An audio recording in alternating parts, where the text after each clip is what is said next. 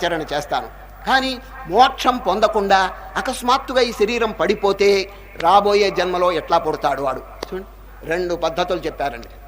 100కి 50 మార్కుల పుణ్యం గనక పొంది చనిపోతే రాబోయే జన్మలో పవిత్రమైనటువంటి కుటుంబంలో జన్మిస్తాడండి. చూడండి, 100కి 50 పుణ్యం అంటే అండి 50 మార్కులు గనక పుణ్యం వస్తే 100కి, వాడు గనక అకస్మాత్ 100కి 100 మార్కులు వస్తే మోక్షం. అట్లా కాకుండా 100కి 70, 80 మార్కులు గనక వస్తే అకస్మాత్తుగా చనిపోతే ఇక తక్కిన 30% పూర్తి చేయడానికి రాబోయే జన్మలో ఎక్కడ పుడతాడో తెలుసండి, గృహస్థులలోనే పుట్టి ఆశ్రమాలకి మఠాలకి వెళ్ళిపోతాడండి. కనుక అథవా యోగినామేవ, ఇది జీనియస్ మార్కులు అంటే ర్యాంక్ వచ్చిన వాళ్ళ యొక్క లక్షణం అండి. ఆ జన్మలోనే వాళ్ళు పూర్తి చేసుకుంటారన్నది. ఈ విధంగా 2 మార్గములు చెప్పి, ఓ అర్జున, ఈ జీవితం వృధా చేయకూడదు, శాశ్వతమైనటువంటి ఆత్మను సాక్షాత్కరించుకోవటానికి ఉపయోగించాలి అని దానికి ఈ మనస్సును చక్కగా కంట్రోల్ చేసుకోవాలని